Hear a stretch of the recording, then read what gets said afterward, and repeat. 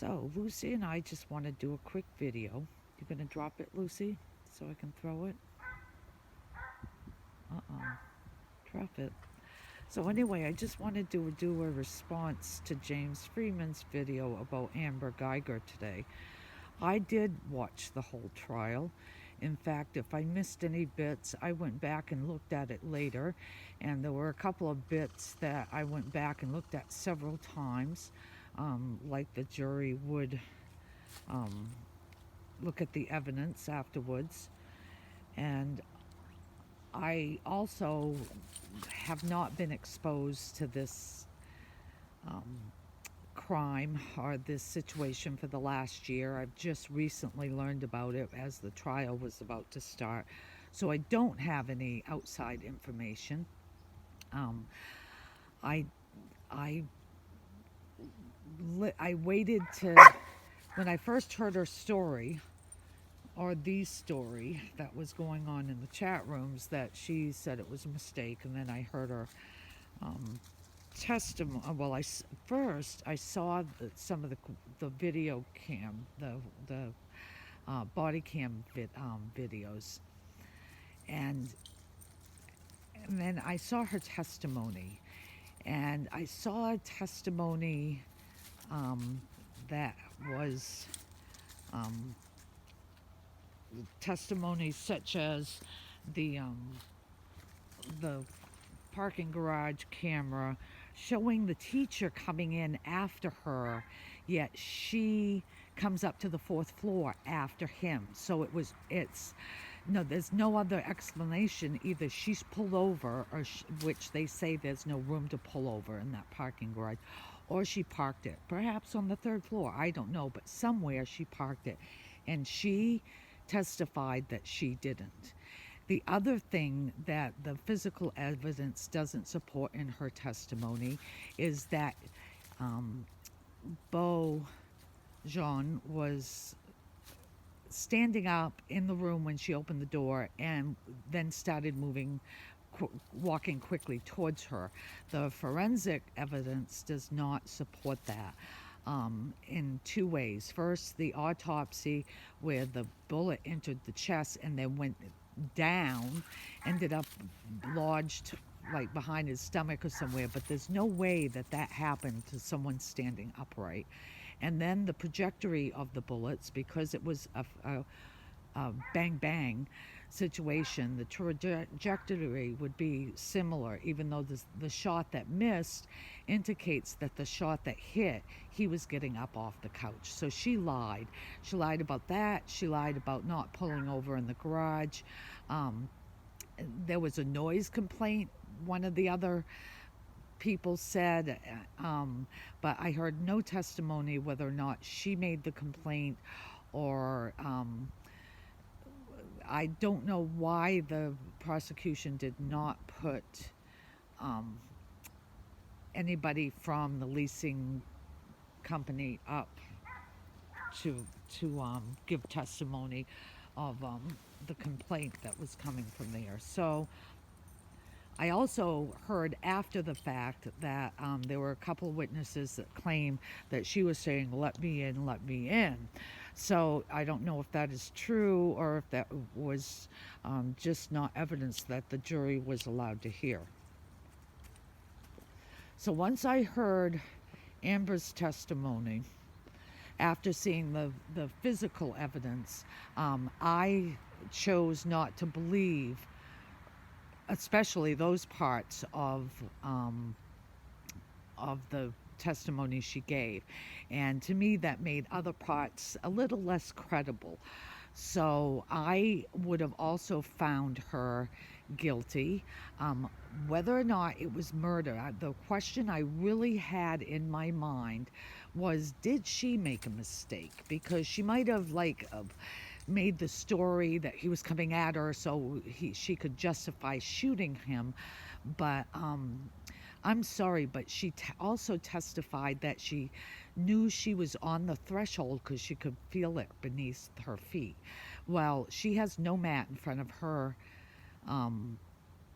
apartment, and he had that bright red mat in front of his.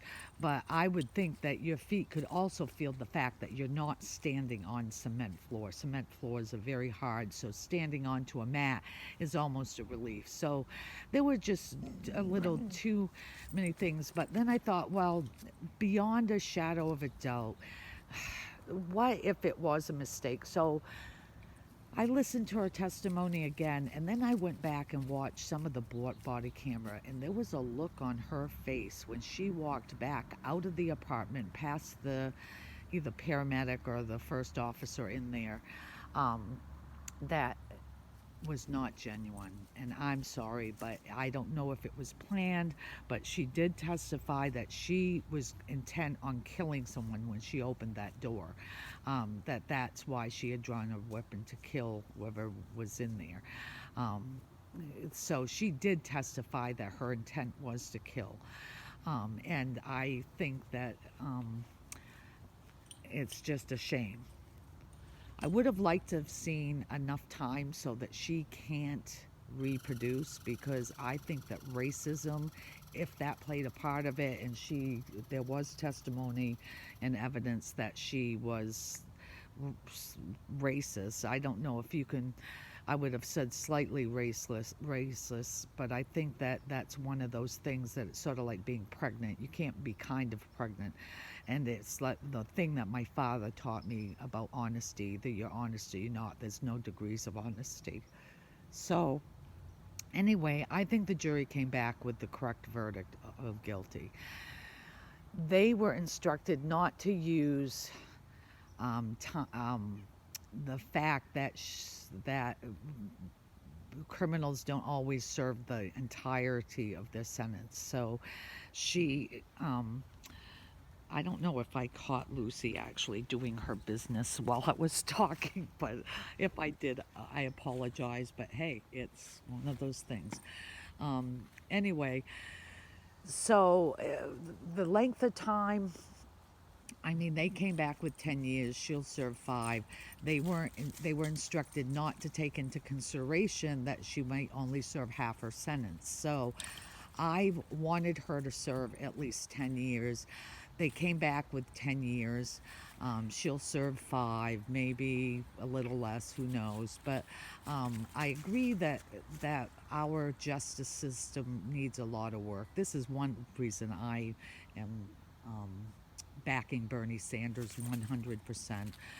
Don't give me this, oh, he's in the hospital crap. It's stents, for God's sakes. Half the old people I know have them. I might need them soon.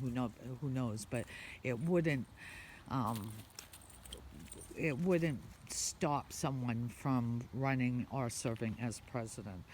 So anyway, he's got a great justice reform, prison reform. He believes that the bail system is a war on the poor, which it is. So I think there are a lot of things that we need to look at there, and please don't listen to the right and the left feeding us all horseshit. The left is telling us it's the right's fault, and the right's telling us it's the left fault. And you know what? It's the 1% fault. That's where our real problems lie in this country, is the 1%. So I'm hoping that all of you join me in the 99% standing up against corruption, against a police state, against losing our rights, and let's be the people, and let's be the voice of the people. And yeah, there are a lot of cops that, probably deserve to be in prison more than she does, but I have to say that I am glad that Bo's brother forgave her, because there's no way that you can ever heal from something like this without forgiveness for whoever has hurt you or trespassed against you. And I consider myself agnostic, but if you're going to preach to me about Jesus and the Bible, then let's do it. I'm there. No, God said vengeance is His alone. If so, do we even have the right in a Christian world to give punishment against these things. But I mean, she's really blowing the Ten Commandments, if you ask me. She bears false witness. She also committed adultery, and she killed someone. So, well, there are 3 out of 10. Your batting average is not very good, I'd say. And we won't even go into the other 7. But anyway, so let's fight against the corruption and the greed and love one another and throw the ball for the dog. And oh, I want to show you something really cool before I leave. So this is what my neighbor called a butternut tree, but what we found out is that it's a white walnut tree. And every year there are these huge friggin' nuts that fall, and the squirrels are in heaven here. And there's this little red squirrel that's moved in to this birdhouse that has no roof. So I looked a couple of weeks ago, and we had had a storm, and I thought, oh look, a couple of branches fell into that birdhouse. But I don't think so. Now I think it was the squirrel putting up his framework for his new roof of walnuts. Let me see if I can zoom in here. See the walnuts? He's living in the bottom middle hole, and he's got branches in there to hold all those nuts up, but he's got quite a supply of walnuts. So anyway, just thought that was kind of cute.